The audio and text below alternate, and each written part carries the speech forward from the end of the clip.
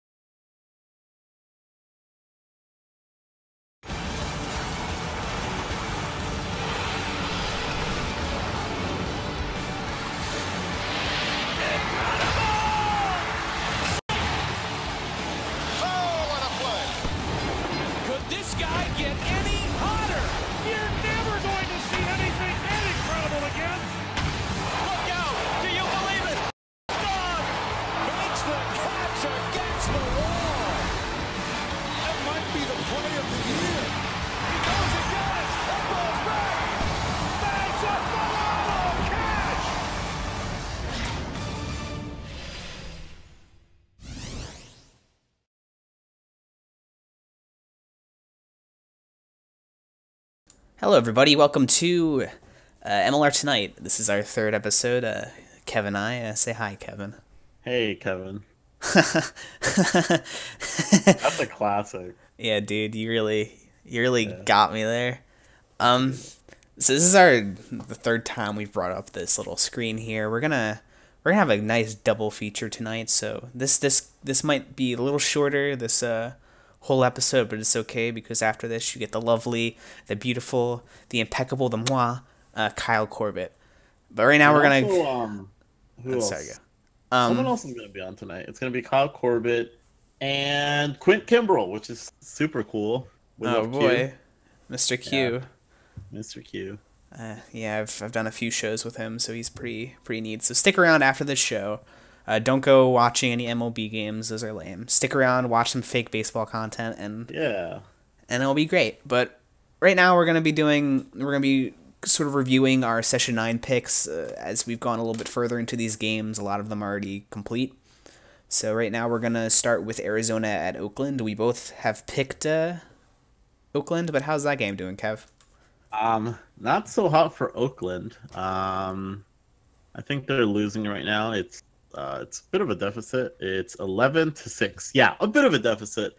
Um, I don't know, dude. The Diamondbacks just they're doing crazy things on offense right now. Well, they always do, and Yeah. they've kept adding to it since we've last looked at them. It was 9-5 last time we saw them, 11 earned runs on South Shark. which is very surprising. We thought that would be the kind of day we'd see of Swizzle in his last start, but now we see Shark kind of giving up a lot here, which I guess he can bounce back from. If anybody can bounce back from it, it's Sal Shark. But let's look at the Diamondbacks offense in particular. Let's look at the people who are delivering. I mean, you know how much I like Dom Stakes. Dom Stakes, I yep. think he's one of the best shortstops in the National League, if not the best. And here he is with a 2-hit day, 1 RBI. But let's look into people like Dominic Vielbaum. Is that his name? Vielbaum, yeah. I picked I Dominic with a yeah. What's K, it? actually. Ooh, Dominic. fancy. Yeah. Um, I'm but yeah, 4 RBIs, 2 for 2 day, or 1 for 2 day. Like this is a very powerful team. yeah, especially offensively. And it's a little bit interesting.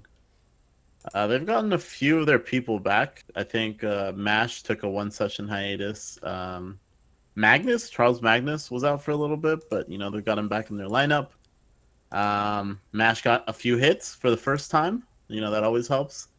Having one person that one person that never ever gets hits get a hit. That Yeah, that's a good one. it's really That's a good one. surprising. He think it just get 1 hit. He got 2 hits this Two game. hits. Yeah, he don't. Well, no, not even. He had zero coming in. Yeah, and then you know, the it's a thing. The Diamondbacks pitching.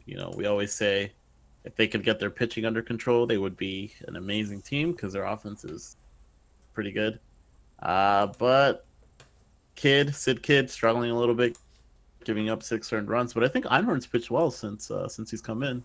2 scoreless innings. It's actually in the bottom of the sixth right now. So unless the Athletics can do something here, it's gonna be it's gonna look like an 11-6 win for the Diamondbacks. And I think they're 2 outs. it's been a very interesting or a very unusual game in both aspects. I mean, you see Monster Mash having his 2 hits, and Max Wasson, who's been struggling immensely in offense for the Athletics. He has 2 hits on the day too. He's one of the only contributors for the Athletics, other than Kid Notcher, who has 4 RBIs as well as Vielbaum. But Einhorn, he has been doing well here, but just that walk, it just is a testament to just he needs to stop getting those batters on base. He just has not a good DPA at all. It's sitting at about 213. I mean Wow. Jack Bing wrote an article earlier saying that the Diamondbacks, if they want to be competitive, they need to get Einhorn to just be half of what he used to be, and it's just. I mean, he has 2 scoreless innings, which is good to start with, but just walks like that and just the 2 hits, which are not bad. Just he needs to not walk people. Walks They always equal runs. they don't even need to be amazing. The pitching staff doesn't even need. They just need to be serviceable for this Diamondbacks team to get wins because their offense really is a powerhouse. When they get going, they really do get going. So Yeah, I mean, I'm kind of inclined to agree with what Jack said. And that's Didn't he a also say that they should trade Einhorn? That um they should I build think him he up? did. Yeah, I I think think that that's I think he said something along those lines. I don't know. I'm not Jack, so I can't say for sure. yeah. But overall, like in the NL West, that's a big problem. Is the explosive offense and the less than perfect pitching. Other than San Francisco, of course, there's LA, who's been fantastic in offense and just cannot put the pitching together. So in Colorado, I mean, Colorado has a pretty explosive offense, but their pitching has been better than the two Diamondbacks and Dodgers, but it's still not something to be Yeah. desired. Garrett And Evans has Padres been are struggling. struggling too. Padres are struggling pitching wise as well, Well, especially this there's session. I think they're pitching a position play right now. yeah, but their hitting is not really anything to be That's desired true. either. Yeah. Well, I mean, they we talked last time we talked about this. They did have two guys, Forehead Jones, Cannibal Dickerson, kind of holding that offense together. So That is uh, true, but at they're least they have something. But yeah, in comparison, they're not. yeah.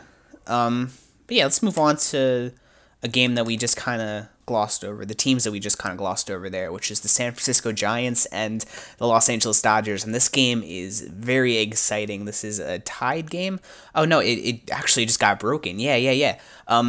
Pikov Andropov, the All-Star snub that we Ooh, talked extensively about last week. He just came in here in the bottom of the fifth, and or no, not in the bottom of the fifth. The it's the friggin' bottom of the. I yeah, think it's the it's the seventh. seventh, yeah. Yeah. And he just clobbered the ball at the top of the seventh, or else the game would be over. But he just Oh clobbered yeah. the ball to break the tie. Jeez, I'm gonna blame it on the umpire here, Johnny Hopkins, because he has a completely unupdated box score that's really confusing me right Oh, here. you know why? Because Nino's covering for him right now. I The ump's no not around. excuses. Yeah. Well, 4-2 Giants. That's exciting. You go into extra innings and immediately, get someone on base. Oh, actually, they had someone. You get someone on base. Sorry. So that was a ghost runner. And then, just hitting a home run. Peekov Andropov too. That's their guy. That's their He just I can't would stop say hitting. yeah, that's their offensive, powerhouse right there. And I find it So really funny that after the home run, even if it's in like English characters, he wrote like a big diatribe in Russian. yeah, I see that. It looks like it's actually I see Lenin in there, so maybe it's like a communist anthem. Yeah, maybe. Yeah, I would believe that. Oh man, and it was okay. The pitch was 8 and the swing was 1. Yeah, that's a pretty good home run. I think. Would you? Okay, this is a question for the GM, Jay. Right? That is what I am. If you are in a game and it's a close one and you hit a home run to tie it, right? So you're still gonna need some momentum. You're still gonna want some, the morale that the home run gave you. You're still gonna need to push on and press on. Would you rather one of your proven, Peacock Andropov like guys get it, or would you rather some random, your rookie or someone who doesn't normally get a home run get it? In Well, terms of morale or the extra like benefit you get out of it team wise. my last few home runs have been first home runs, and I have to say it's very nice for my guy. Like it's a very nice feeling for that guy to get his first home run, to finally like do something that he's very proud of, and it's just a good time all over. Both are good times. But the saying's always is the grass is always greener on the other side, and it's nice to have that sort of player that everybody knows, or at least is up there in discussions. The Phillies don't really have. We're more of a team sort of team than like an individual player sort of team. So they don't have a lot of, or we don't have a lot of guys that really stand out besides like Hudson Quinn, because he's a Discord contributor. So like a good way to stand out, like guys like Dakota, Carolina, Montana, who aren't always on the Discord but speak with their stats. You build up your stats, and it'd be kind of nice to have a guy like that can hit the home run consistently, that gets his name out there. It'd be nice to have a name, but at the same time, it's just conflicting. I guess I would go with that just simply because the grass is always greener on the other side. You want to try something different. You want to experience something different. But it's not half bad for the young guy to get it too. Don't get me wrong. Yeah, yeah. I think it's super exciting when the new guy gets it. But it's always awesome just seeing DCM get another hit, or like Peter Peckershine just killing it in the hitting department. I think it's very healthy for the league because there's a lot of there's a lot of focus on the L word, luck, and there's a lot of the idea that, oh well, he's just picking a random number and happening to get it, happening to get the home run. So it's nice when guys consistently perform, because it's like, is it that simple, or maybe there's something more there. I don't want to reveal any clubhouse secrets, but I will say, Dakota, Carolina, Montana, that dude's like a hitting genius. I think he has a role in our Discord that's called like batting guru or something, or hitting guru. He does an amazing job. Like, even when he's not hitting or whatever, and he's just kind of helping somebody swing or just giving his thoughts, he is right a good amount of the time, which, I think explains his very good batting average right now. That dude is actually a monster. He's very good. So he's just a steal, no doubt about it. He's a steal. Yeah. All right, so let's go on to our next game, which is Washington at Montreal. For this one, we both picked. Oh yeah, we both picked San Francisco, so we're both good there. Yeah, I've been keeping score. We're okay. All right, so what's the next one? Washington and Montreal, which is a 0-0, 2 hits overall pitching matchup between Cal Tiberius and Jerome Garcia. What do you have to say about this? That's real fun. Tiberius has been known to be a good pitcher in the past. He's had a little bit of a controversy since then, where he gets talked about a lot by certain people on podcasts. So he kind of got like marked with being a little bit overrated. I think everyone just kind of, and I think you'll see it especially in the All-Star game voting, because he deserved more votes than he got, I think, at least.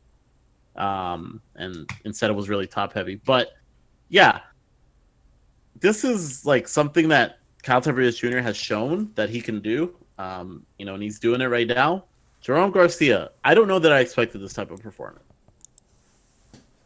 I mean, a 5.14 ERA, yeah, definitely. That's not exactly fantastic, but it's good to see young pitchers do way over their expected sort of start. He's actually been better than Tiberius when you're factoring in all his numbers. They're very similar, but Garcia has 3 more strikeouts compared to Tiberius' 1. But yeah, Tiberius, I mean, let's be real. I mean, this guy won 2 back-to-back Player of the Session awards this year. This isn't just a guy who was good last year.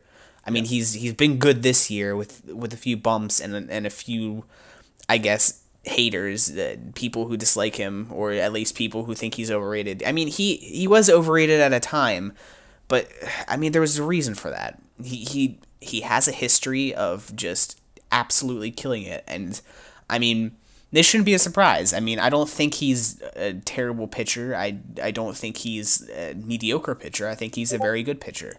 And these sorts of starts were always just sort of... It was the norm for him. These sorts of starts were always the norm for him. And barring a few mid-season sessions, I mean, it's unsurprising to me. I mean, there's... Oh, go on. Sorry, go ahead. I was just going to say there's not much to talk about when it comes to hitters because, I mean, 1-hit game for each team. One thing I will say about the hitters here is, and I don't mean to discredit the pitching performances, because they're both having very good games. The Nationals offense has been known to not be very good, has been known to struggle. If you look at the middle of that lineup there, I know Zed Leona and Moran have had at-bats before, but they're still batting 0. Lynn Sanity batting 100. Like, there's just a lot of holes there. They're even, leading off with Chad Barrett, who's batting 154. They've been known to struggle. And with the Expos, we've actually had this conversation before. Out of all the teams that have good records, we've kind of felt like they've been lacking in the offensive department. They don't have like that huge offensive guy. I mean, they have good, they have a couple good hitters. Cacciatore has been okay. Zachary Benz, we love Zachary Benz. Um, Nate Lewis, I think is his name. But in general, they've not had a strong performances like in terms of the other teams that are doing well. So it's I don't mean to discredit anything the pitchers are doing, but if there was going to be a game this session that was going to be this low hitting, I would be inclined to pick this. Do you think a rebuild is in order for the Nationals? I saw Jack Bing's article, and he did recommend that the Nationals kind of sell off pieces and try to get try to get guys for next season. I don't know. They're what are they? They're 2-6. We're pretty much halfway through the season. It would take a lot of wins in a row for them to, make playoffs, depending on what the structure that's going to be. I don't think that's been announced yet. I don't know that a full rebuild is in order, but I would definitely think about maybe sending away some of their other I definitely wouldn't send away Osmosis Jones. There's one more. I think Jack mentioned them too. Omega. Hildebrand, Omega. Yeah, Hildebrand, Omega. Those guys that are actually faces in Washington, I think you need that right now. I think they're lacking a little bit of an identity, and that I don't think that's good for team performance, in my opinion. Like not being known for anything in the league. I don't know. Maybe it's just like a perception thing, but yeah, I would definitely think about maybe making some trades and getting some.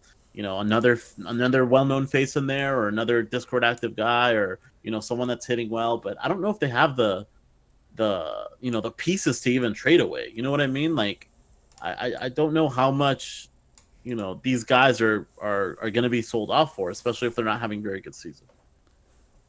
Yeah, but at the same time, I mean, it's not unprecedented for a four-game winning streak, so maybe they can get up to 500. We'll see.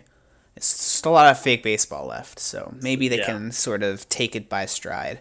But I personally, I mean, I'm a very big proponent, and I will probably do this if my team ends up bad at the trade deadline. I'm a very big proponent of, okay, well, at the trade deadline, there's about 3 games left, so I would trade away my good players, getting good with a lot of young free agents, and then immediately re-sign my good players in the off season, and unless they really don't want to. I mean, I wouldn't force them to leave, but I'd probably ask them. I'd probably ask them hey, do you want to play for a playoff team if I can get you on one, and then come back in the off season? And if they say yes, then I would trade them. I think that's a good way to go about it. I think that's good for the player to be able to, if they get if a team's interested in them, to be able to play in a playoff team would be nice for them. And I mean, it's not very long, and they can come back if they want. So, I mean, if there's Washington players who want that, I don't see why that would be a problem to let them go to a different team for a little bit and maybe get a championship under their belt. Yeah, this off season is going to be very interesting. Super, super interesting. I'm excited to see what a lot of players and a lot of GMs do. I'm definitely looking forward to that. One last thing about this game. Or actually, on your point about, kind of blowing up your team a little bit near the deadline, I'm a little curious to see what other teams are going to do once they're out of playoff contention. I don't know if, obviously we take the game seriously, we're all trying to win. But like you said, yeah, go ahead. I was going to say that we do have an update.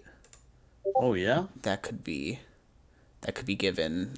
Go on while I get this set up. Okay, yeah. So that's something I'm looking forward to seeing, is how GMs and teams in general and players react to that. It wouldn't be very. It would suck. It would really suck if because a team's not performing well, and they're not going to make playoffs pretty much. If you saw the players just kind of getting lazy about it, or not really trying anymore, not doing scouting anymore, whatever, any of that, just not giving it as much effort. Yeah. So we have a special live update from the San Francisco versus Los Angeles game, and here to deliver the update is the umpire James Nino. So hey, what's up, man? Why, hello, Hey, my good friends. Mr. Kento Burney is up to bat for the Giants. Top of the seventh, they just took a 2-run lead, extra innings on a home run from Pikov Andropov. And we've got a wonderful story from Mr. Burney. As Bernie walks to the plate for a surprise fourth plate appearance, he remembers the stories he heard about his uncle Trog growing up. Everyone always said Trog was the strongest ball player they'd ever seen, with a right arm that could rip a tree trunk out of the ground and the force of will to turn it into a bat on the spot. Uncle Trog taught Bernie's father everything he knew about playing ball. His father passed it down to Kento. As he stands in now, he remembers the last time he saw his old uncle. You see, Uncle Trog went off to Scotland one year, chasing after a lass he fancied, and he vanished off the face of the earth. No one could find him, till one day Bernie found mention of him online. It seems Trog was actually a 700-meter tall lizard from the Paleolithic period with a gigantic arm growing out one side of his scaly body. This guy who'd found him messed up spelling and called him Trogdor the Burninator. But I knew he just messed up the spelling of Bernie. Turns out he finally found someone who would give him what he wanted, and what he wanted was about tree fitting. And that's his number. That's his swing. With a swing of 350, Cam Brate, the pitcher of the Dodgers, is sick of listening to stories on the mound, fires in 2 straight fastballs for a 1-1 count. Kento steps out of the box, looks up to the skies, prays to Trog, stands in for another pitch, gets a low changeup. He slams it to the left side of the infield. Not much going. As you see, Ted James III gathers it up, throws it to first base for the second out of the inning. As Kento dishonors his family in Trogdor and doesn't get anything done. Well, that's quite the update. Praise Trog. Praise Trogdor. it's Trogdor. All right, thanks for the update. Thank you guys. Have a wonderful night. Yeah, you too. That was beautiful. That was amazing. That was beautiful, and I'm a little let down. That would have been a good pitch to hit another home run. Yeah, I was when he said like he got a low changeup, I thought he would smack it out of the park. Do you think that? I feel like when people do those long write-ups, it never goes well. Like it's always like a strikeout or something. Yeah, I wrote if you remember, I don't know if anybody read it, but I wrote like I had I forget, I think it was Castatory Jack of the Expos. I forget who he was facing. I think it was the Giants. No, it wasn't. Was that when he was? Someone wrote one where he was hallucinating. Was that you? No, Or, well, like, he was dreaming. He was dreaming like that was you. Yeah. he. I think he strikes out, and he goes back into his dugout. He's really sad, and then he gets approached by his coach at the time, and Nino had just gotten onto the Expos, and he and then Nino gives him like a nice pep talk, like it's okay, man, you'll get him next time. You're on this team because I believe in you, and he cheers up Castatory Jack, and Castatory's like, yeah, okay, my next at bat, I'll do it, and then Nino stares at him and he's like, your next at bat, didn't you hear? You got traded to Oakland, and then he wakes up in like a sweaty panic, and like everyone's like, get to the plate, and then he goes up to the plate and he strikes out in real life. Oh my god! God damn it! Yeah. So that was I think that's par for the course. that was my best write up so far. I need to get another one like that. I've been kind of lazy recently. But on to the next game, which is our first complete game. I'd like to thank again Nino for coming on. That was really cool. Yeah, that was cool.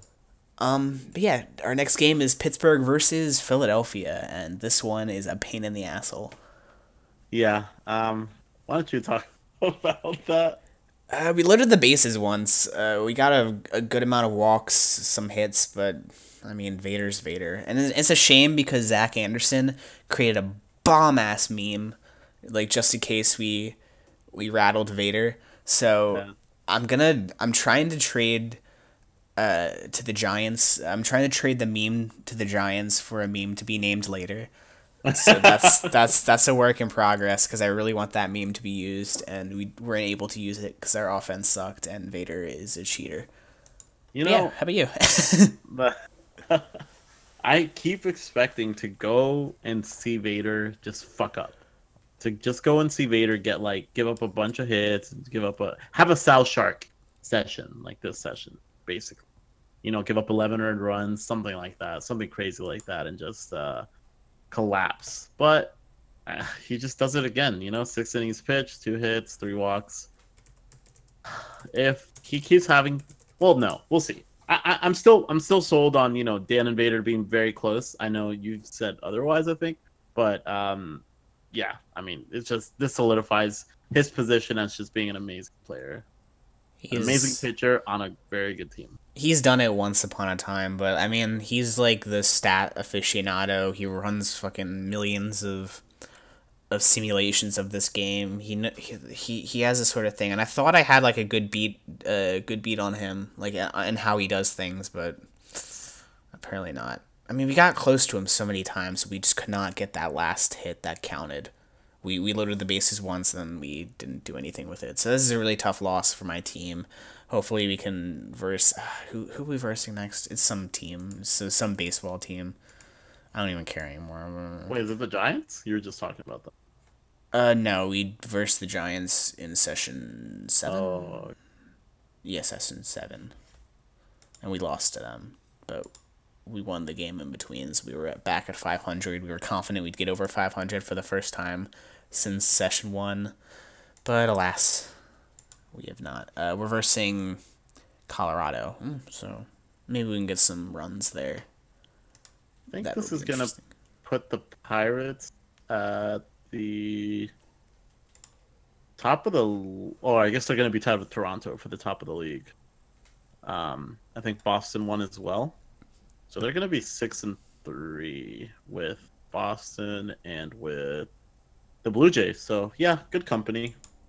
The Indians won as well. So they're going to be 6-3 as well. The Pirates are unfair, and even without J-Hops, it's just ridiculous. I hate them. Bleh. It's interesting that they traded for Dick Shot, and they don't have them, and they're fine. Yeah, they're fine. They're totally fine. They basically gave away Hopkins and yeah, and they're still. So you have a 1-0 lead here technically now, because you picked the Pirates. Oh yeah. We're both, since Washington and Montreal are tied, we both have a 0 for that technically for now. So currently you're in the lead. Cool. Toronto and Cleveland, though. I mean, you just mentioned that. How about you discuss that a little bit? We both picked Toronto, and well, didn't really work out. Yeah. I think we're both like, and this isn't just us. I think when Doc came on the show, he said something similar last week. We're not really sold, or I'm not really sold on the Indians as being a team that's up there, with those Toronto Blue Jays and with well, I guess they just beat them, so I might have to take that back, but I'm not sold on them as a team up there with the Blue Jays and which one were we just talking about? Pirates.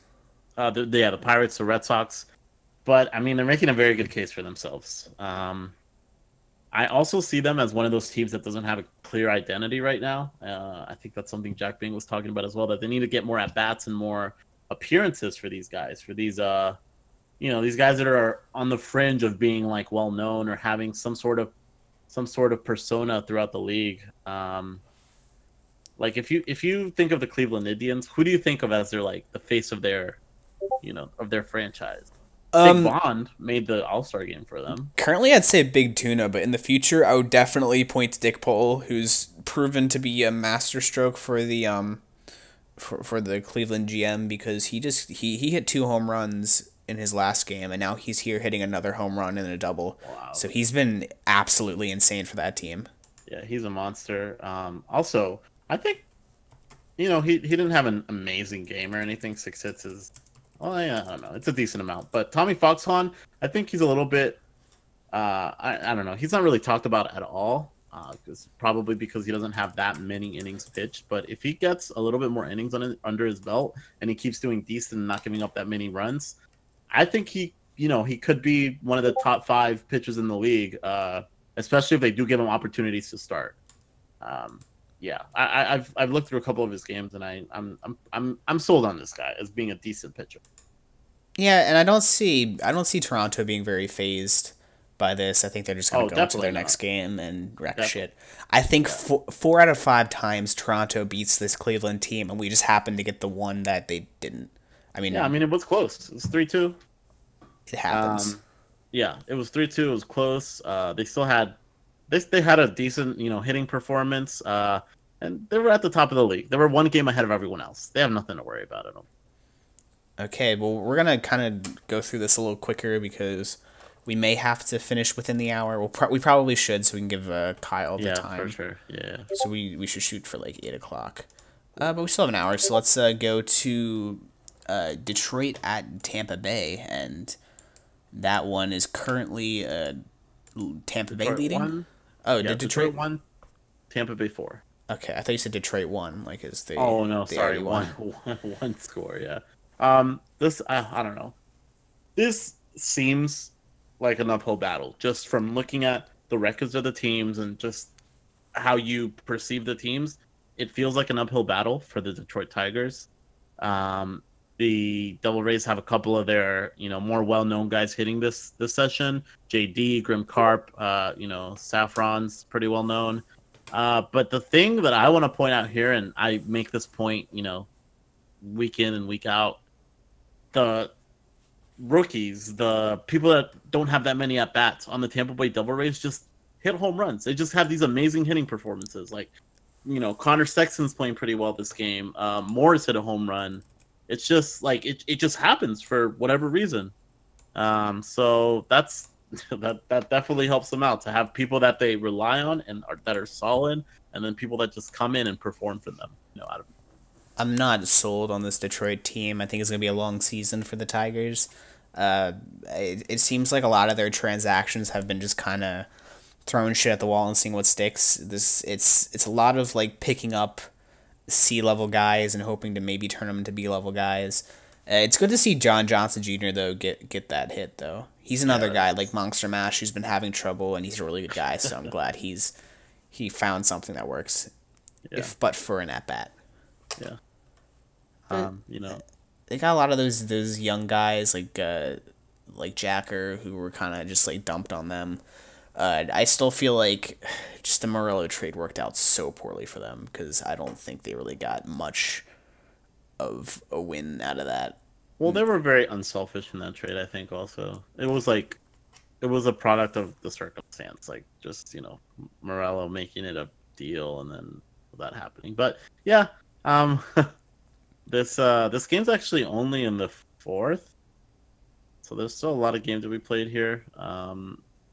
Yeah, I mean, they could prove me wrong. Yeah, I kind of hope so. I hope the Tigers look at some easier times in the sessions coming up, because I mean they have cool guys on their team. JJJ, they have the man Hans Ali, who is 0-2 on the season so far, but Valentino Rollin, I know you're a fan of Durat, so yeah, I mean they have good guys. Zum's a cool guy, so we just yeah, let me some Zumboner. Yeah, for sure. All right, let's I guess that's what it is. It's anybody's game technically, so we'll see what happens. We could be completely proven wrong. But let's go to Minnesota at Houston, which had finished with Houston on top, and I know you definitely want to talk about this one a little bit, right? Yeah, so we come into this game.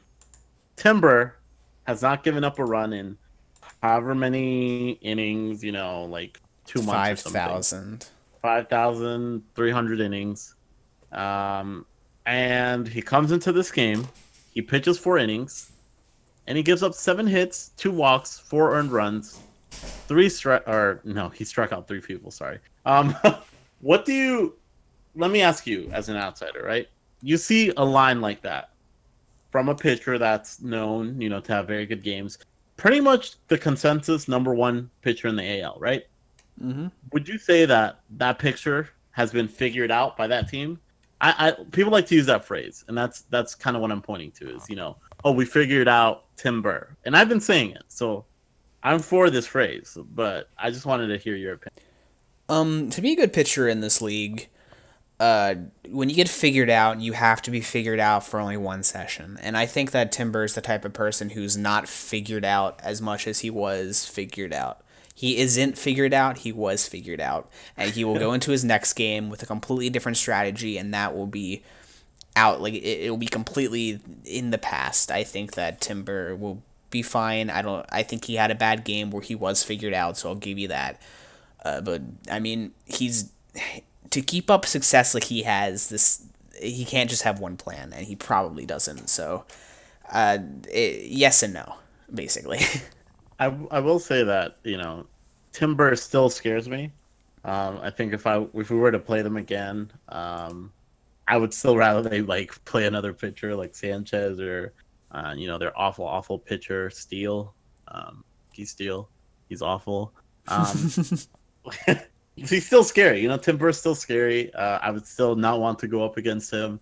It was amazing that we were able to get hits on him, get walks. I hit a home run, off him. It was a fun game. And I think,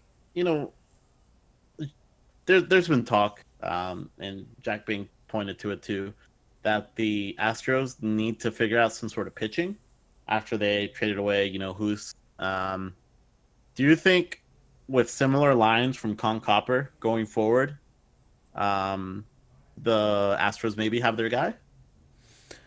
It's too early to see, but I like the look of this game for sure. I mean, the Twins' offense isn't the biggest offense, but it also isn't the worst offense. So to have a performance like this, which is it's above average, but it isn't impeccable. So it's doable.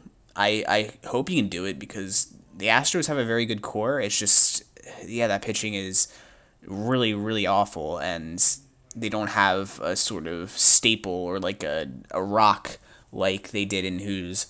So I'm glad if they can get a rock and Copper, then that's great. And I hope they do because I kind of like the Astros.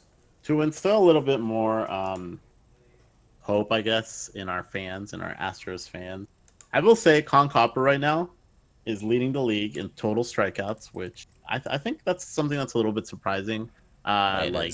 He's been around. He's been around a little bit.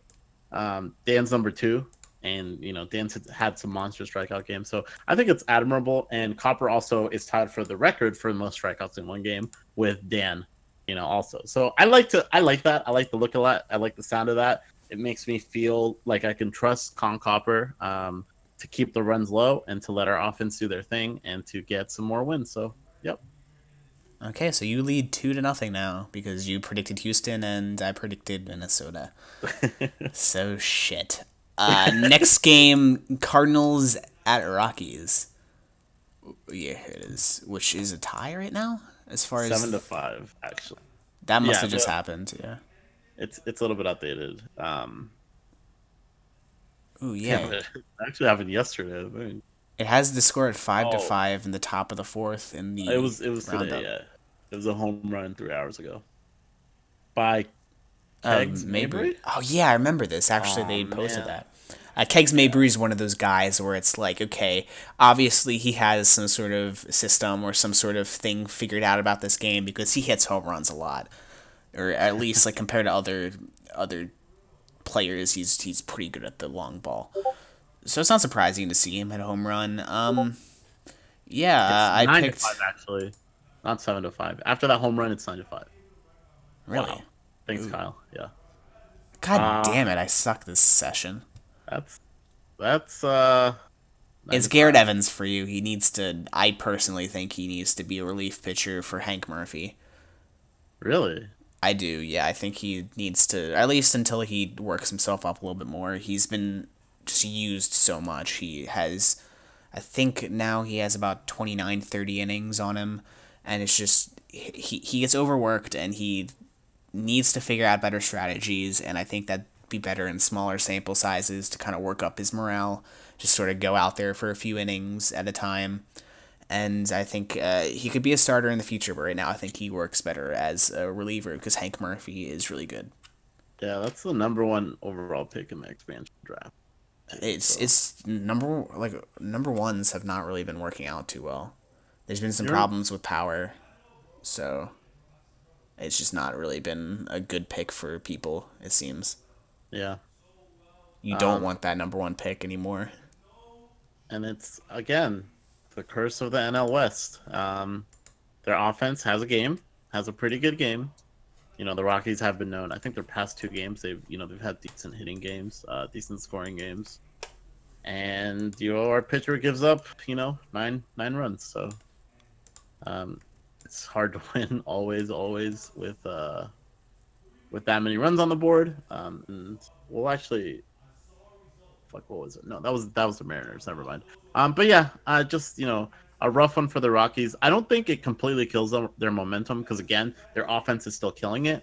Once they figure out what they're gonna do about this pitching, they'll be in a lot better shape, I think. And I think they still have playoff aspirations for sure, even though they're gonna be maybe 4-5 after the session. I mean, there's plenty of fake baseball left. Sure. 9 whole sessions, so they could pull that around very easily. Yeah. But currently the score is technically 5-2. So, and with 3 games. Oh, what? I'm counting ties as like ties where both are picked the winning. So technically it's 5-2 with you up by 3, and there's 3 games left, and one of them we picked the same team, so it seems like you won. So we'll go through the rest, but you've won, so that's great. Not yet. We got to see what who ends up winning these games. But yeah. Well, yeah. So far though, in this episode, you win. For sure, yeah. Okay. Baltimore Orioles at Seattle Mariners. The 2-6 Orioles take on the 3-5 Mariners, and we're actually only through 3 innings here, I believe. Very slow game. Yeah, pretty slow game. It's 4-1 right now. I don't know. Well, I guess the Orioles are winning 4-1. Mariners are winning 4-1.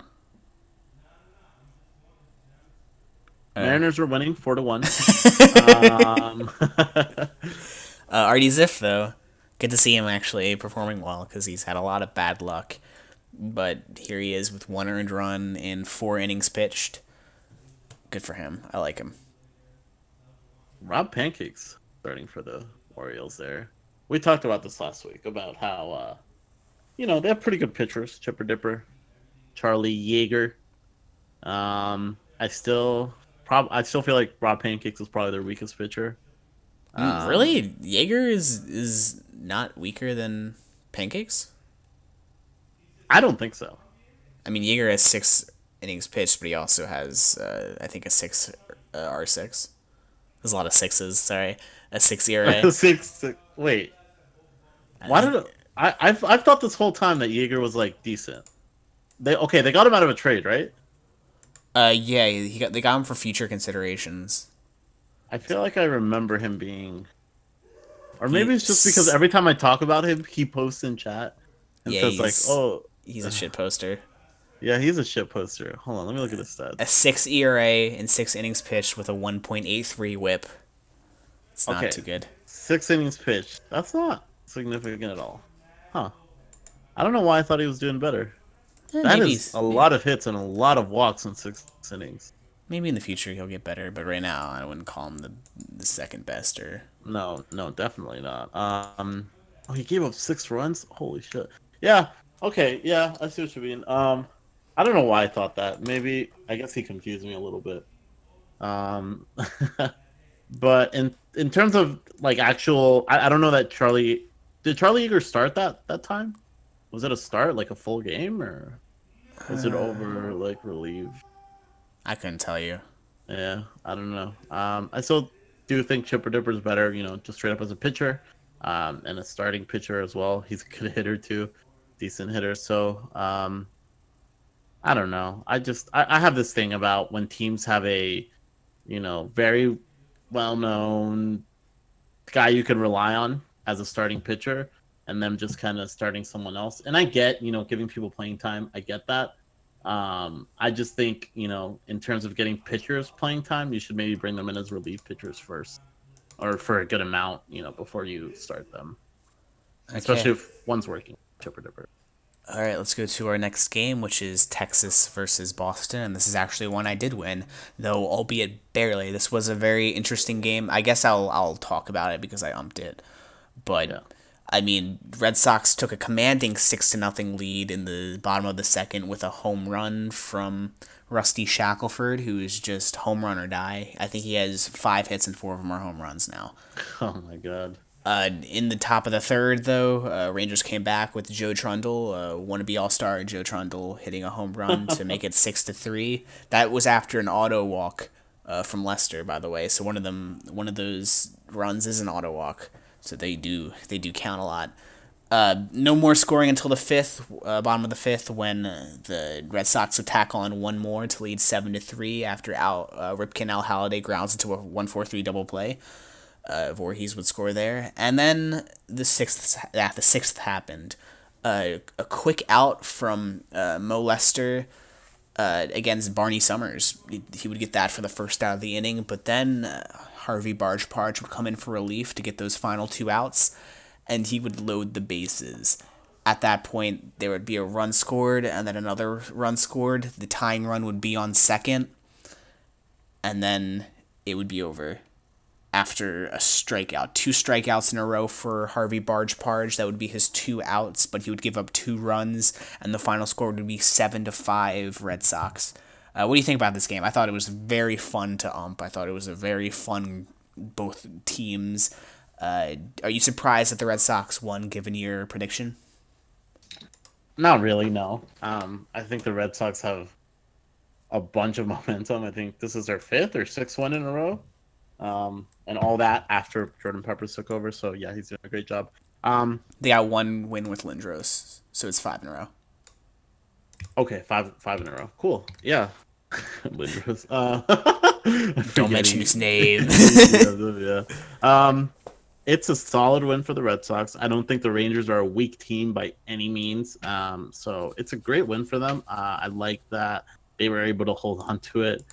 Even though the bases were loaded. The Rangers did have an opportunity to do it. They did have a chance. But what's his name? Barge just shut him down. Came in, got the 2 strikeouts. Well, yeah. What's that?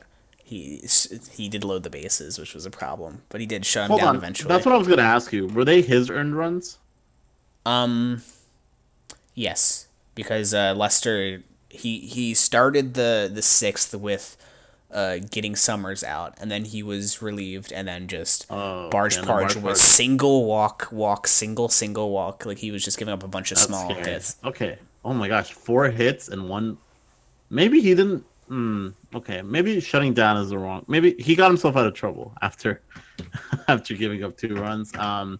Reminds me of not Summers. Reminds me of Sonny Streaker. The one MLR game that Sonny Streaker played in. His last one. Brewers. Yeah, that was his last one. Yeah, I know the one, right? Like, I think he had 2, right? Or he had a few. Oh, he did have 2. Yeah, I think he solo pitched the first game and he lost. I can look and then they signed Dan on his FFB ref page. Go check that out, guys. Fake football or fake baseball reference.com. That's not the link. It's a Google Doc. Let me look at Streaker's FBB ref page, and we can see how much. Yeah, he had 2 games. Yes, he had 1 that he started and 1 that he relieved. Yeah, in the relief game, Dan came in, 5 innings, shut him down, 4 innings, whatever. And Sonny came in for relief. We were up by a lot. Sonny gave up a lot of hits. It just kind of reminds me of that. So I'm glad they were able to get out of that hole. The Red Sox. Yeah. And then speaking of Milwaukee, that's our last game. Milwaukee at San Diego. I had Milwaukee and Jay had San Diego. And this one's very, very going by very slowly, I think. Top of the 4th right now, but Milwaukee just hit a grand slam on, I guess. Oh, yeah, this is the game where they have a bunch of pitching changes because they took out Tinsicum and they try to put Grimes in there, and then now they have a position player pitching. Yeah. Yeah, I know it's rough. It's a mess. When you forfeit the DH, you know that you Yeah, you're Some just of doing it for his. funsies. Yeah, exactly. Are you surprised by how this game's going so far? I shouldn't be. It's that Padres team, and it's half because Preller's annoying, but I think that that Padres team needs a lot of work. They have Forehead and they have Dickerson, but after that, it's just a lot of it's just not working out for them. It's they don't do not have the offense to be competitive in this league, and they do not have the pitching to be competitive in this league. I think they're lucky to have wins right now. To be honest, I don't know why I picked them. I guess I was in a good mood that day. I guess Preller said something nice, and I was like, Preller, I'll give you one. But it's gonna be a tough rest of the season for San Diego. I think. I don't think Milwaukee's necessarily a big time team, but I mean they're laying into them right now. You What can I said that a say? lot. I feel like you said that a lot in the past like 2 weeks. I don't want to like discredit Milwaukee. It's just anybody who trades the amazing Kevin and Ariana Oh is yeah. obviously not a team I don't worth think Jack, playoff contention. I don't think Jack Bain got the full story there, did he? Maybe I'll have to do an interview with him. Does he do interviews? Jack Bing? Yeah. Why would you need to interview Jack Bing? No. Does he interview people? I mean, technically his player profiles include interviews. Well, they're like interviews within like little story things. So Oh, that's technically, cool. yeah, they're interviews. Huh. But yeah, that's our games for this week. Kevin currently leads 6-3, so it's Yeah. not. And if you look at the overalls, if the games stay the same, I'm 6-5 total, I think, and Jay's what is that, 3-8? So that's rough. Yeah, that's A right. lot of the games are still very young, and the night is young, and the session is young-ish. So there's still a lot of baseball. Speaking of nights, I would like to quickly, and before we transition into make a case, I would like to quickly plug Sunday at 7 p.m. We're gonna have an exhibition game between the Phillies and the Twins as a sort of test of new scheduling shit. We're gonna actually live stream it. I think I'm pretty sure we are, and we're gonna try to commentate it or like at least sort of like go along that line. We're gonna try to get it finished in one night. But if you want to watch that, would be great. We're gonna have Milo Grams on to sort of help with the commentating and all that fun stuff. It should be a fun time, and Kevin Ariana's gonna and be kind of like the straight commentator, and we'll be the color commentators. And we're just gonna have a good time. We're gonna maybe it's practice for the All Star game coming up. But yeah, we're just gonna shoot the shit, have Yeah, fun, watch a really fun. game. It'll be great. I'm looking forward. But make a case. We're gonna have a special sort of All Star weekend or All Star week. Make a case, and that is who wins, the international team or the American team. As you know, USA versus international is gonna be a contest. So we have were the rosters released out like to the public? No, I don't believe so. They weren't. All right, so this might be the first time you've heard these, but Kevin, do Yeah, you want to start yeah. with your argument? Sure. And I guess the argument is, who's gonna win? Yeah, it's just basically like who's better. I think purely, based on the international, based on just the rosters, we haven't seen any lineups yet. Still a ways away, but I think just looking at comparing the lineups or comparing the rosters, the international team looks stronger, especially in the sense of batting. Peacock Andropov, Miwa Langley, Kimbrel's decent, Phil Coulson. A lot of these guys that are active, they're well known throughout the league and they get hits. Langley had a 3-homer game last session. Kimbrel's kept up a decent batting average the whole season. Twiggy Jambo, that's Scottish Twiggy from the Milwaukee Brewers. He actually just hit a 0 difference grand slam. I forgot to mention that it was 0 difference. So, that's pretty good. That's pretty sick. I know Mike Concho has been doing pretty decent for the Toronto Blue Jays. He was like they had like 2 third basemen that had like pretty good stats, and it showed in like the All-Star game voting, and Mike Concho was the second one of those. And there's some young guys on there, that don't have a lot of at-bats. So, they still have something to prove. They're coming in hungry. Like Nicholas Romero, I think he's on the Orioles, and I don't know how to say his name. Babatunde from the Tampa Bay Devil Rays. So I think it's just an opportunity for these young guys to come in, get their hits, make a statement, and for these people that have been performing amazingly to just keep on performing. The pitching, it's a little bit rough. I think USA is probably a little bit stronger in the pitching, but I still feel good about the international Hell teams. yeah. When you think of fake baseball, I hope you think of America, because this is an American sport, let me tell you. And we are not going to let the international team step on our sport, okay? Not with a roster like this, which includes Mudflap Ricketts, G.H. Morello, the most American player in all of baseball, okay? And we have guys like Hunter Tuzero, who's supposed to be Cuban, but who cares, because he's American here. And we're going to do that. I'm going to have to talk to him about that, because I put on his fake baseball reference saying that he's Cuban, because that was like that's what I put on his old shout wiki, but whatever. Pete Wheeler, I mean, like, in this offense, it's good enough. Admiral Jones, Osmosis Jones, I mean, come on. And then we look at the pitching. Ryan, all-star player, strikeout aficionado. Is he an all-star? I think he lost the runner-up. Fuck. But almost all-star player, strikeout aficionado, Ryan Gasting. And Hudson Quinn. If you think of fake baseball, and you try to name a pitcher, chances are about 25% of people would pick Hudson Quinn. But that's more than most pitchers, okay? 25% is pretty good. I bet they wouldn't pick Einhorn. Who the fuck is Wade Wilson? Dr. McToad gives up more fucking runs than he gives up hits somehow. I don't know. Don't look that up. It's. Meanwhile, we have sluggers like Nerd Fighter 1-1. That's Prince Fielder. God, this is like mix between. I like how some of them are just the usernames. Yeah. I don't know who like a third of the guys on my team are.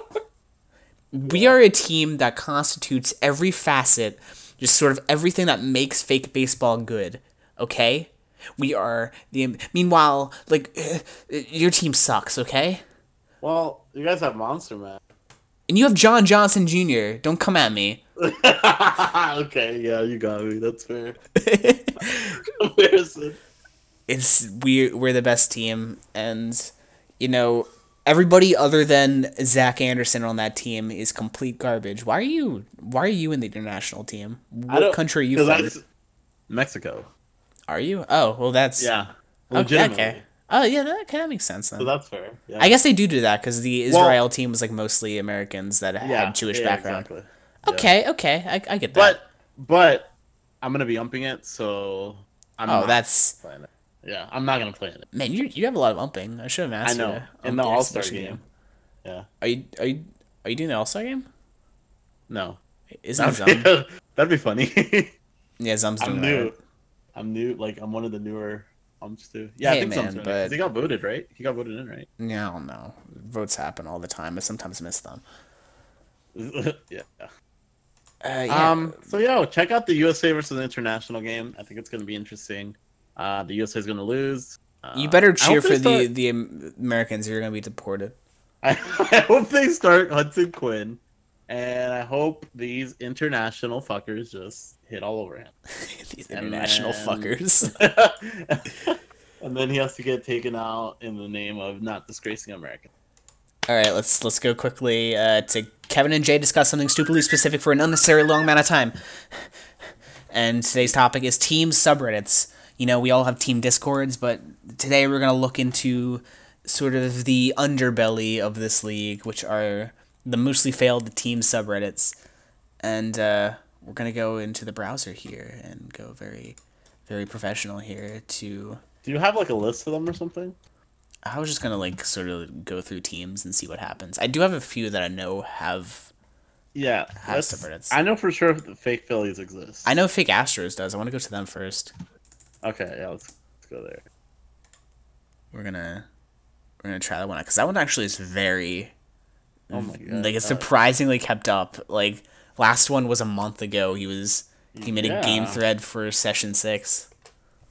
Yeah, I guess after the last session he didn't do it again. But yeah, dude, Wilbur's a cool GM. I like that.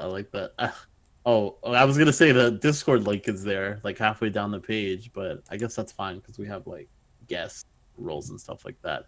Yeah, it was surprisingly active. Oh, I guess he did all the picks. Yeah, it's the really draft. cool. I should have done that. Yeah, that We is need to cool. do this. We need to get these subreddits back up because a lot of Reddit onlys would probably like that a lot. You know, we have a. I mean, I think in general we just even on the main Discord or on the main Reddit, sometimes we don't have like a lot of threads that get created. I've been trying. I've made a Yeah, couple. yeah, I know what you mean. I really like to make a lot of those threads. Even with like news and like tweets, they should get threads for themselves. Yeah, true. You know, okay, here's the thing. We have a lot of content in general, but just not a lot of like actual just Reddit posts. If you see a tweet and has been posted on the Discord, or the Reddit, don't be afraid to put it on the Reddit. Because like you see, like on r/baseball, the tweets get posted. They don't get posted by their authors. So if you post a tweet that you didn't author, that's actually more like legit than if the author posted. So don't be afraid to just post like a really interesting or like breaking news tweet or like a trivia tweet or whatever. Just I don't know, like kind of beef up that Funny tweets. That front page. Beef up that front page. And if you want to shit post, go and shit post. I mean, I won't delete it. I don't know about Pops, but I do think it all it's the pretty time. fun. Let's go to fake Phillies because you mentioned Fake Phillies. This one's interesting. I like this one. as one thread. So we have one thread, game discussion thread, Phillies 1-0 at Kansas City Royals. I'm guessing that was the first season. The first game of the first season. The second game of the first season. and then you put up in the comments, this game kind of blew in our faces. It really did. What does that mean? What does that mean? It did. We didn't win, so it blew up in our faces. I think because we got the first scoring and then it kind of died on us and we lost. I think it was like 4-1, but nevertheless it kind of blew up in our faces. We always score first and then die. Like when we score first, we lose, hands down, all the time. I mean, you knew that from the Brewers game where we scored a Conrad Love home run and then we lost. That's just kind of par for the course for this team. But yeah, I mean, I would like to get this one back up and running. I really like. I like the idea of it. Real subreddit. So let's get that fake subreddit. I don't know if I need help. Like we need help to run these sorts of things. So please, if you want to get active in the community, try to get some of this stuff done. What's another team? This one's cool. I got one for you. It actually looks pretty good. Oh, Tigers. Tigers have a good one. We'll go to them next. Fake Brewers. Go to that one. And I think James Masso, the first person there, did this. The moderator of the subreddit have set to private. No. Yeah, there's a few of them that are private that you can't go into, which is kind of lame because the regular team subreddits aren't private. But you know what's actually really good? Fake Rockies. Or what is it called? I forget what the subreddit's called. It's something. It's something. God. Didn't we used to have links on the Yeah, on the banner. Oh, and then you messed up, and then you changed. you changed the CSS, and now it's. Is it bad now? No, I like it. I actually like it more. I thought it was kind of weird before with the. Like, I like the fact that there were links to them, but I thought it was kind of weird. They were kind of off-centered for a lot of people. That's the problem. Yeah. Because a lot of resolutions were it's so annoying with CSS because resolutions often make it different for everybody and is a pain. Let's go fake Tigers because they actually have a CSS. Hey, I just sent you a screenshot in the MLR thing. Go look at it. Yeah, I'll look at it and the people can't. Ooh! Isn't that nice? Damn, dude, that's slick. Yeah, he Scottish or no? James Masso did it. And I guess it was kept up to date up until like 2 months ago, which seems to be the normal time when these subreddits die. We need to get these back up.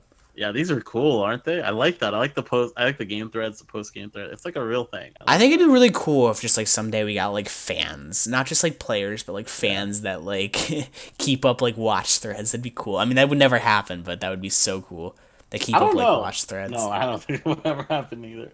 I guess, long as there's player slots open. Yeah, everyone will just be a player. I really like the Tigers one. They have like a post-it note thing on the side, on their sidebar. I really like the CSS. Tigers? Yeah. What's the fake Rockies one? Wow. I think it's like Rocky's fake bait or Rocky's MLR or something stupid like that. Not all of them have like fake blah blah in them. Oh man, this one's sad. The Tigers one. I'm looking at the lineup, the current roster. Starters, catcher, 2-0, Bambino gents. Paper Jr. cup is ours. Yeah, that too. God. Baconi 44. He's on the Cardinals now. He was on my team for a little while. See Bambino Jr. there? Yeah. In catcher. I feel bad for the Tigers because he just kind of was like, I'm leaving for the draft. Fake Rockies. Rollins is still. Oh, here we go. Yeah, I found it. It's fake Colorado Rockies. They have their own little thing. And also they have a meme here. They have some like memes here. Whoa. It was from 4 months ago. Memes? Yeah, dude. Oh my god, 16 days ago? That's not bad. Oh wow, That's yeah. the most recent post. And I think that's Garrett Evans is supposed to be. Wait, which one? Hey, nice lead. Would be a shame if someone blew it. Oh yeah. Skip said he wanted me. Yeah, this is cool. God, we need more of this. I really like the CSS here too. I'm gonna try to get CSS on mine. They're kind of a pain. I can probably just kind of, since I'm a moderator of r/Phillies, I'll just kind of port it and make some edits. Copy it. I mean, I don't know. I like making CSSs, or at least I don't make them. I kind of take them from a template and kind of make it my own. I think that's fun to do. It is fun. It's also a pain in the ass, but yeah. I know Fake Pirates is private. Private, yeah. Is there like fake? I wonder if anyone actually has a There's fake former D-backs, which I don't know if that's been updated. Yeah. I mean, it's gotta have some stuff. No, it's not. It's former fake D-backs, maybe. Former D-back. Fake D-backs, or former fake snakes, or fake former snakes. It's something to that Fake theory. snake. I look up fake snake. Nope. I guess this is. I guess we gotta get content. And yeah, whatever. Yeah, I think this is a good. I think this is a very good sort of segment because we need to draw light to the fact that subreddits need to be a thing because subreddits, like, these are awesome. Like, this is better than, I think, a Discord.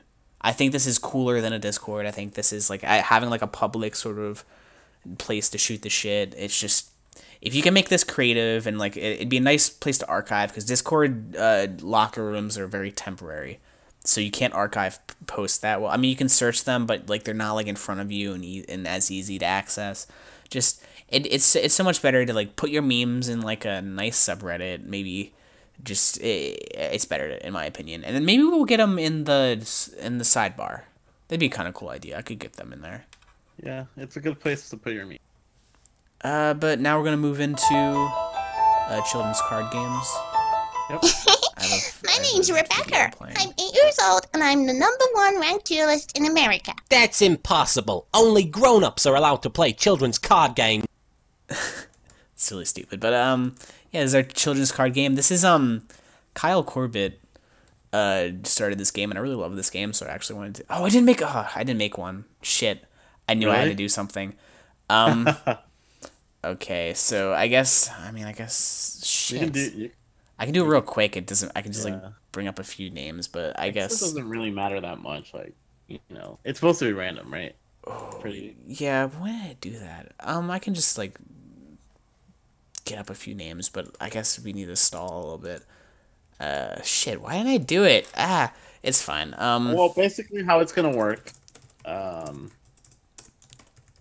Okay. So basically how it's gonna work is we're gonna have a deck of cards basically with certain players in them, and I'm gonna have my cards. Jay's gonna have his, and I'm basically gonna draw the top of the card, the top card on the deck, and tell him, hey, this is this player, and he has to choose to either take the player or to pass on him. If he passes on the player, he gets the next one that gets drawn automatically given to him. So it's a little bit of a risk there. If you get a mediocre player and you pass on him and the next player is worse, then you just screwed yourself. And we keep doing that until we both have 3. And then once we have 3, we'll compare and we'll talk about it, and it'll be good. All right, I got mine. So Okay. that's pretty quick. All right, so do you want to go first or should I? How about I go first? So I guess I'll give you a card. So your first card is Cal Tiberius Jr. Do you want to pass or? I think he's decent enough to. Yeah, I think he's decent enough to get a good lineup. 3 players here, so I'll take him. All right, so okay, you give me one. Okay, all right. The first player is Gare Doc. Oh yeah, I'm keeping him. I like Gare. Okay, cool. All right, so the next player is Sunny Streaker. Do you want to keep him or discard him? I'm gonna discard him. Sorry, Sonny. All right, so the next player you get is Miguel Snow. Okay, yeah, I'll take Miguel Snow. He has some good stats, right? Some homers. He has 2 homers and a double. Nice. Okay, so your next player is George Ewell. Well, I already have a catcher, so I'm gonna pass on him. The next player is Miguel Snow. So that's who you get. Miguel all right, Snow. so we both have Miguel Snow. Barney Summers, keep or pass. I'm gonna keep Marty Summers. Okay. Right. Your next guy is Valentino Roland. I'm gonna keep him. Oh, okay. All right. So now we'll say we both have our 3, right? All right, so you have. We'll say what was left.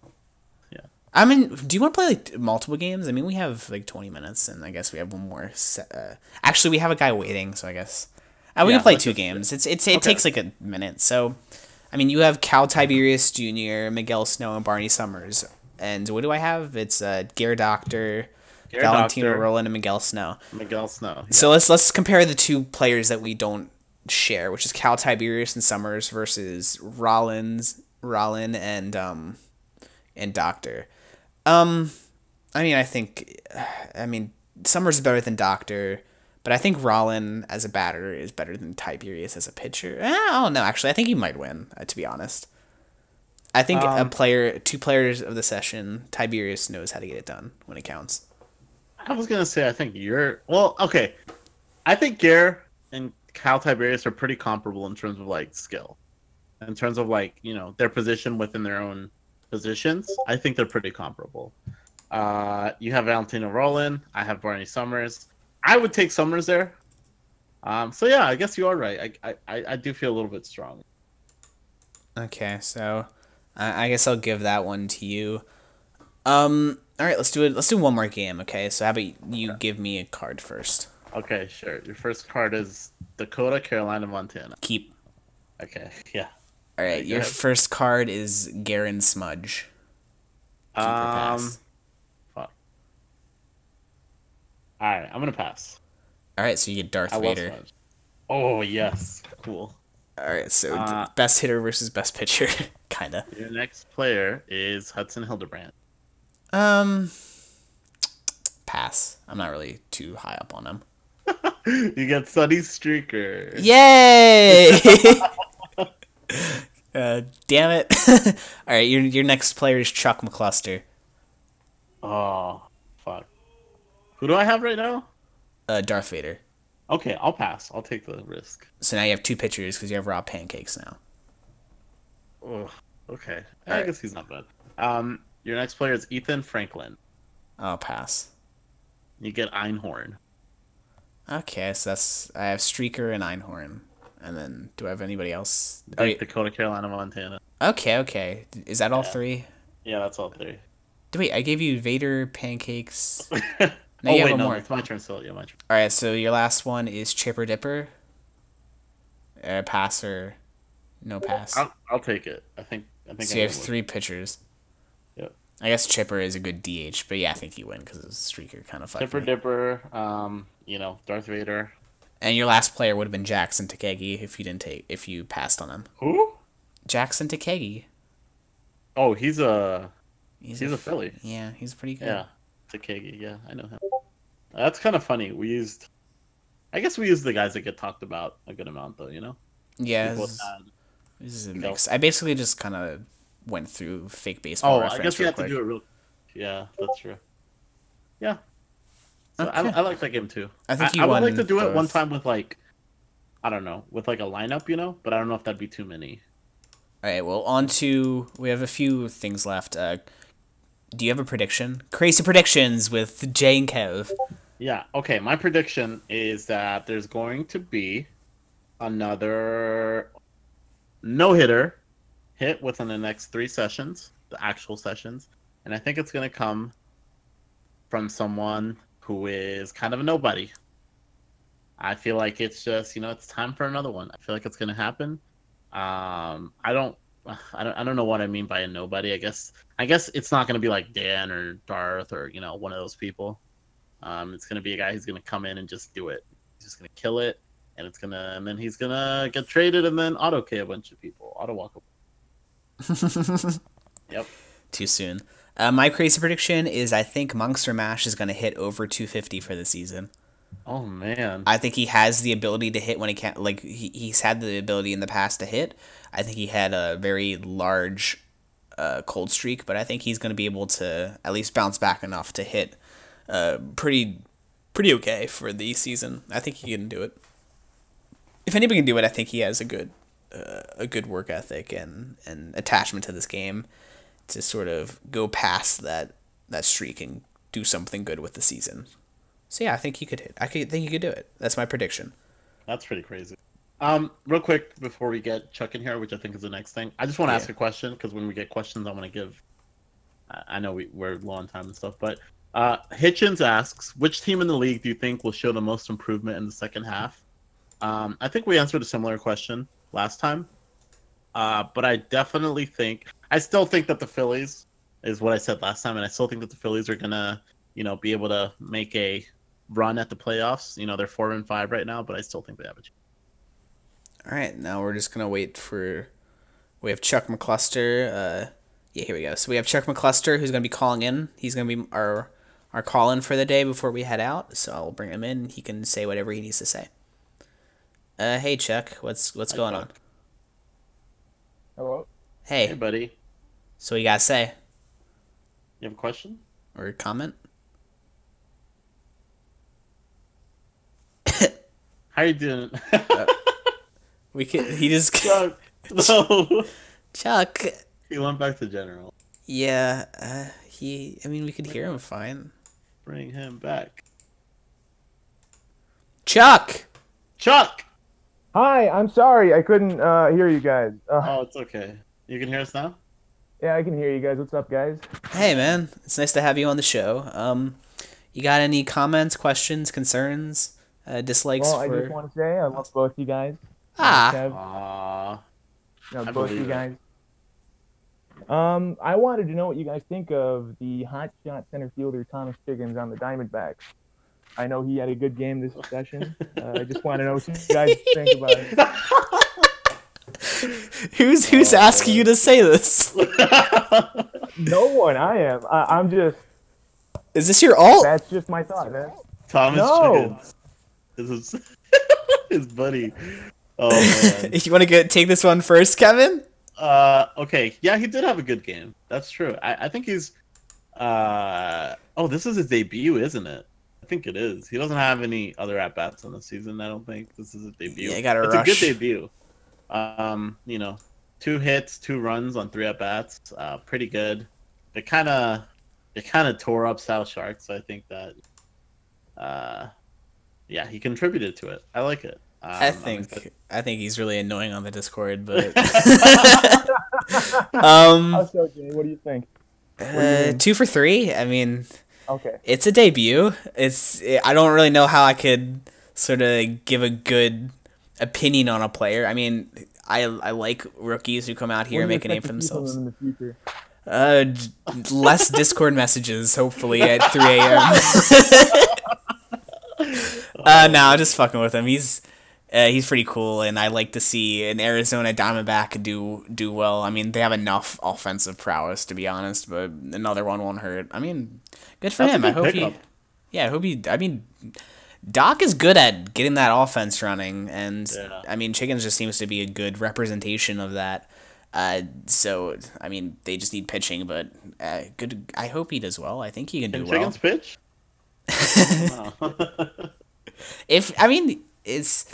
on that team, he should do fine. He should be a solid hitter. I mean, Mash has been a definite exception, but everyone else on that team seems to be able to hit pretty well. Any other questions or concerns or complaints? What do you guys see this league going in the future, like after this season? Say that again?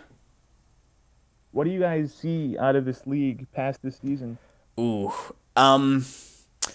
well, we've been playing a lot of things personally. We've been trying to see how certain things work. I don't know if we want to like talk about it on here, but Right, we see a lot of interesting opportunities for this league. We definitely want it to evolve and sort of progress and like get new things to it. And we just see, especially with the sticky that's supposed to be coming at the end of the season, where we get stickied on r/baseball, because we were invited to do that in November, but our season was, or not in November, in January, but our season was halfway through, and we were like, we can't have a mid-season expansion.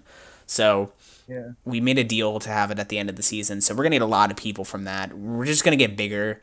We're just going to get more popular. We're just going to get a lot of activity. And I just see nothing but up for this league. We've had a few bumps, but there's a lot of rule things that I personally would love to get past. We'll just keep working on them, and I guess we'll give you more information when that becomes more of a reality. But yeah, only positives. As a closing thing, Jay, do you think next season 30 teams? Yeah, definitely, no doubt about it. With the sort of growth we're expecting at the end of the season, it would be crazy not to think we're gonna have 30 teams. I would even venture to say we might get like 32 teams. We'll see. So. Like Yeah, it's. Jesus. Yeah, but anything else?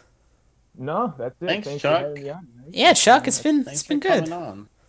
All right, I'll see you, man. See you, man. Yeah, man, I'll see you. I guess I can't. Can I kick him? I just kick him from the entire Oh. group, or you want to disconnect? Yeah, just. There you go. I love having people calling in. So fun. Yeah, if you want to call in, give us your comments on things and give us questions. And I mean, the world wants to hear your pretty voice. But closing thoughts, Kev. You have anything else in our 7 minutes of allowed airtime? No, I don't think so. And I don't think, I think next show is going to be pretty fun. We're going to look at the next, the next season or the next session, or it's All-Star game stuff. What am I talking about? Yeah. Is our next show going to be on Sunday? I guess it is. Yeah. Are we That's going when the through game with that? is, right? Yeah. Yeah. We'll see if that's like it's a trial run. It's basically we're gonna see if that's a big flaming pile of garbage or if it's like the coolest, funnest thing in the history of MLR, so that we don't have to figure it out during the All-Star game. Yeah. So yeah, we'll hope to see if that goes by quickly. Hopefully that game goes by in a breeze, because if it goes by if we don't get to the end of that game by that night, I'm gonna be a little disappointed. But that's what a test run is, and it's just a test run of so many different things. It's a test run of different scheduling opportunities, and just a test run of maybe live streaming an entire game. That'd be so awesome. Just like a Sunday night MLR, like a special national broadcast of that, and then we can just be commentators and have fun and just completely immerse ourselves in this stupid game that we all love for some reason. I'm looking forward to it. Yeah, but if there's nothing else, we'll turn over the floor to Kyle Corbett, who should be going live in about 5 minutes. Thank you for watching. This has been a really fun little short episode of MLR Tonight with Kev and Jay, and we'll turn it over to MLR Tonight with Kyle Corbett and Q Kimbrel. So thank you for watching. Stick around.